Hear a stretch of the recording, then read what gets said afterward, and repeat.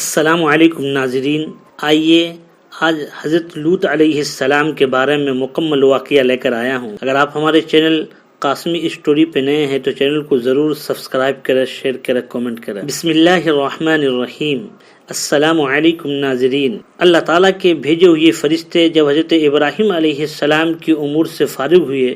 تو ان فرشتوں نے شہرستان میں لوط کا قصد و ارادہ کیا۔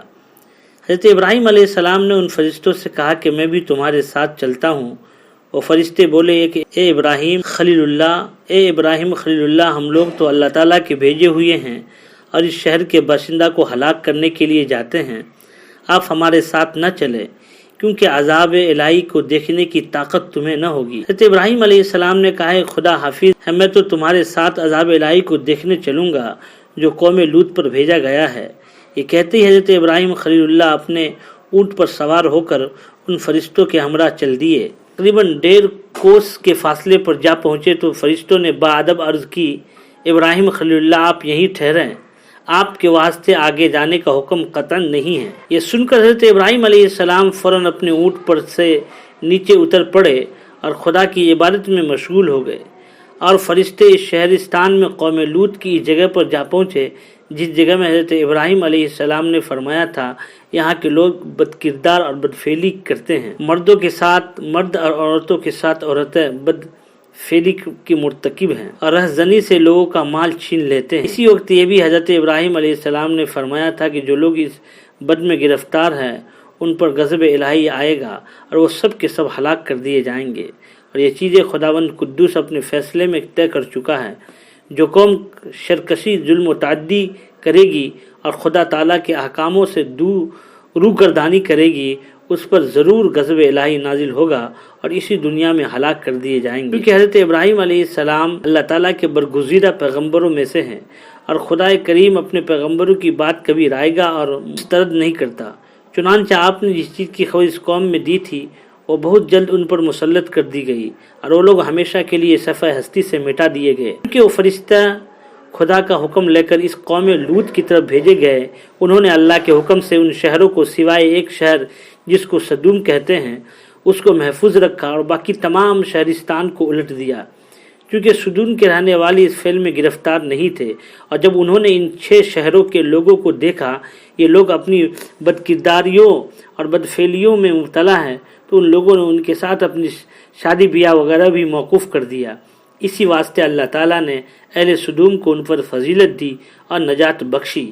اس شہرستان کے باشندوں میں لاکھوں آدمی بڑے ہیکل اور جنگی تھے، سب کے سب ہلاک کر دیے گئے۔ الغرض وہ فرشتہ جو اللہ تعالیٰ کی طرف سے عذاب الہی لے کر آئے تھے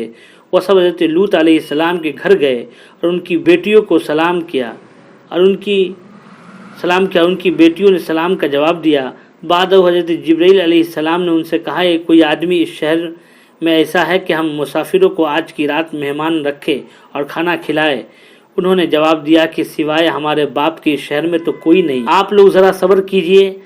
خدا کی عبادت سے فراغت پالیں تو البتہ وہ تمہاری کچھ خدمت ضرور کریں گے۔ جب حضرت لوط علیہ السلام نے خدا کی عبادت سے فراغت پائی تو اپنے گھر کے دروازے پر دیکھا کہ 12 شخص صاحب جمال، کمسل بال بنائے ہوئے اور کپڑے معطر پہنے ہوئے آئے ہیں، اور آپ ان کو دیکھ کر کچھ اندیشہ کرنے لگے۔ یہ مہمان تو صاحب جمال، خدا نہ خواستہ اگر قوم کو معلوم ہو گیا تو یہ قوم ان مہمانوں کے ساتھ بد فعلی نہ کرنے لگے تو ہمارے لیے بڑی ندامت اور شرمندگی کی بات ہوگی، اور میں اس سے بہت زیادہ رسوا ہو جاؤں گا اور پھر کہیں بھی اپنا منہ نہ دکھا سکوں گا، لوگ مجھ کو بہت ذلیل کریں گے، جیسا کہ اللہ تعالیٰ نے فرمایا ہے۔ ترجمہ: اور پہنچے میرے بھیجے ہوئے فرشتے حضرت لوط علیہ السلام کے پاس تو ان کے آنے سے اپنے دل میں رنجیدہ ہوئے اور وہ اپنی جی میں کہنے لگے ہمارے لیے آج کا دن بڑا سخت دن ہے۔ اور آئی اس کے پاس قوم دوڑتی ہوئی اور وہ سب بے اختیار تھے اور وہ بہت زیادہ منتظر تھے اس فعل بد کے کرنے کے۔ در حقیقت وہ فرشتے لڑکے کمسن بن گئے تھے۔ حضرت لوط علیہ السلام کے گھر میں چونکہ حضرت کو اس قوم کی بد افعالیہ اور بد خوبیاں اچھی طرح معلوم تھی، اسی وجہ سے وہ اپنے دل میں سخت خفا تھے اور اسی وجہ سے حضرت لوط علیہ السلام کو اپنی قوم سے لڑائی کرنی پڑی۔ آخر مجبوری و ناچاری ان مہمانوں کو حضرت لوط علیہ السلام اپنے گھر لے گئے، اور حضرت لوط علیہ السلام کی بیوی کافرہ تھی، اس وجہ سے اس نے جا کر اپنی قوم سے اس مہمان کی خبر کر دی، اور وہ قوم لوتی تھی۔ پس ناگہاں قوم کے لوگ حضرت لوط کی حویلی پر آئے اور بلند آواز سے کہنے لگے، اے لوط، 12 اشخاص بہت خوبصورت ہے، نہایت حسین و جمیل ہے اور کم سن بھی ہے، وہ آج سب تیرے گھر میں مہمان ہوئے ہیں، تم انہیں ہمارے پاس بھیج دو۔ حضرت لوط علیہ السلام نے بوقت خوف ان لوگوں سے کہا کہ جیسا کہ اللہ تعالیٰ نے ارشاد فرمایا۔ ترجمہ: حضرت لوط علیہ السلام نے کہا کہ اے قوم، میری بیٹیاں حاضر ہیں اور یہ پاک ہے، میں تمہارے نکاح میں ان کو کر دوں گا، بس تم اللہ تعالیٰ سے ڈرتے رہو اور مجھ کو رسوا مت کرو، یہ لوگ ہمارے مہمان ہیں۔ کیا اے قوم، میری تم میں سے ایک آدمی بھی ایسا نہیں ہے کہ وہ سیدھے راستے پر گامزن ہو اور وہ نیک بات کو سمجھنے کی صلاحیت رکھتا ہو؟ خلاصہ یہ ہے کہ حضرت لوط علیہ السلام کے گھر میں فرشتے مہمان بن کر اترے اور وہ قوم ان نوجوانوں اور صاحب جمال مہمانوں کو دیکھ کر دوڑی ہوئی حضرت لوط علیہ السلام کے گھر آئی، اور لوط نے ان مہمانوں کی عزت و آبرو بچانے کے لیے اپنی بیٹیوں کا نکاح کر دینا اپنی قوم کے ساتھ قبول کر لیا۔ چونکہ قوم نے اس پر بھی نہ مانا اور اس وقت شریعت میں زنی مومنہ کافرہ سے بیاہ دینا منع نہ تھا، پر اس پر بھی اس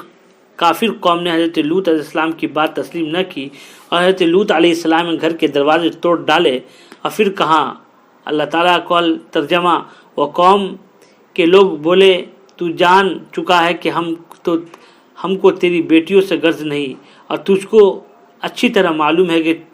جو ہم چاہتے ہیں، تم اپنے مہمانوں کو ہمارے پاس بھیج دو۔ حضرت لوط علیہ السلام نے فرمایا، قال لو ان بکم قوۃ الی آخرہ۔ حضرت لوط علیہ السلام نے کہنے لگے، اگر مجھ کو تمہارے سامنے زور ہوتا یا جا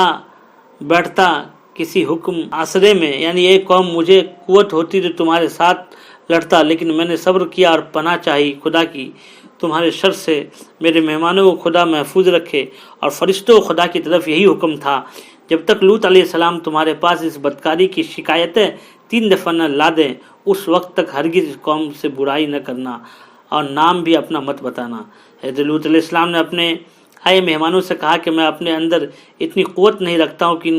ان کا باقاعدہ مقابلہ کروں، ان ملعونوں کو شر سے بچوں اور تم کو بھی بچاؤں، اور اس ظالم قوم اپنے سے دفع کروں۔ حضرت لوط علیہ السلام نے نہایت آپ دیدہ ہو کر اپنے مہمانوں سے یہ کہہ رہے تھے۔ پھر اس قوم کے لوگوں نے حضرت لوط علیہ السلام پر بے ادبی سے ہاتھ چلایا اور ناچار ہو کر حضرت لوط علیہ السلام ان مہمانوں کے پاس ناطاقتی کی صورت میں آئے۔ جب 3 مرتبہ حضرت لوط علیہ السلام نے اپنے مہمانوں سے اپنی قوم کی شکایت کی اور پھر شدید آبدید ہو گئے، یہ دیکھ کر مہمانوں نے کہا، مہمان بولے کہ اے لوط، ہم بھیجے ہوئے تیرے رب کے اوپر یہ لوگ ہرگز نہ پہنچ سکیں گے تجھ تک، سو نکل اپنے گھر سے کچھ رات رہے، اور پھر تم میں سے کوئی شخص منہ موڑ کر بھی نہ دیکھے، مگر تیری عورت تو انہی میں سے ہے۔ جو عذاب الہی ساری قوم پر آئے گا وہی تمہاری بیوی پر بھی آئے گا،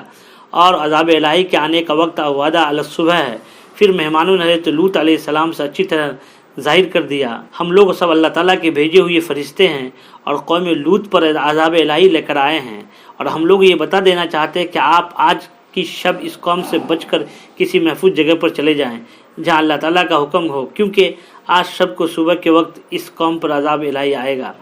حضرت لوط علیہ السلام نے مزید معلومات کی صورت میں ان فرشتوں سے پوچھا کہ یہ عذاب الہی اول شب آئے گا یا آخر شب؟ اتنے وہ مردود بھی حضرت لوط علیہ السلام کے گھر کو کھودنے لگے اور کہنے لگے، الیست الصبح بقریب۔ ترجمہ: اے لوط، ابھی تک صبح نزدیک نہیں ہوئی، یعنی اے لوط صبح ہو رہی ہے، مگر تم نے جو ہم سے کہا تھا وہ اب تک کچھ نہ کیا۔ اور یہ کہتے ہوئے ان لوگوں نے چاہا کہ فرشتوں پر دست دراز یہ کیفیت دیکھ کر حضرت جبرائیل علیہ السلام نے کچھ معمولی سی حرکت کی اور بحکم خداوندی فی الفور تمس ہو گئے، یعنی آنکھ ناک ان کے یکساں ہو گئے، جیسا کہ سبحانہ وتعالیٰ ارشاد فرماتا ہے۔ ترجمہ: اور بے شک نازل ہوا ان پر عذاب صبح کے وقت، سو وہ بہت بڑا عذاب تھا کہ تم کو معلوم ہو جائے کہ میرا عذاب و مصیبت۔ چنانچہ پہلا عذاب اس قوم پر یہ ہوا کہ نہ ان کے آنکھ رہیں، نہ ناک، نہ منہ لگے، وہ آویلا کرنے لگے۔ اس غصے میں بولے کہ لوط نے اپنے گھر میں جادوگر کو بلا کر مجھے اس طرح کا حالت بنا دیا۔ اے لوط، اپنے آئے ہوئے مہمانوں سے کہہ دے کہ وہ ہماری آنکھیں اچھی کر دے تو ہم ان پر برے فعلوں سے توبہ کر لیں گے۔ یہ سن کر حضرت جبرائیل علیہ السلام نے اپنا پر ان کے چہروں پر مل دیا، اسی وقت ان کی آنکھیں، ناک اور منہ بالکل درست ہو گئی۔ پھر جب وہ ٹھیک ہو گئی تو انہوں نے پھر ان فرشتوں پر دست درازی کا قصد کیا۔ اس مرتبہ ان کا تمام بدن خشک اور شل ہو گیا۔ پھر توبہ کی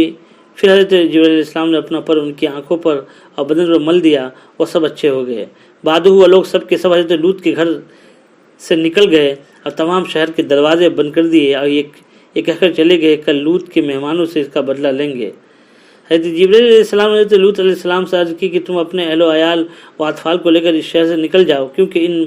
مردودوں نے پورے شہر کے دروازے بند کر دیے ہیں۔ پھر حضرت جبرائیل علیہ السلام نے حضرت لوط علیہ السلام کو ماں اہل و عیال کے شہر سے نکال کر حضرت ابراہیم خلیل اللہ گھر تک پہنچا دیا۔ چونکہ حضرت لوط کی بیوی کافرہ تھی، اس لیے آپ نے اسے چھوڑ دیا اور اپنی بیٹیوں کو لے کر حضرت ابراہیم خلیل اللہ گھر داخل ہوئے۔ حضرت ابراہیم خلیل اللہ نے حضرت لوط علیہ السلام ان کے اہل و عیال کو بڑی چاہت سے رکھا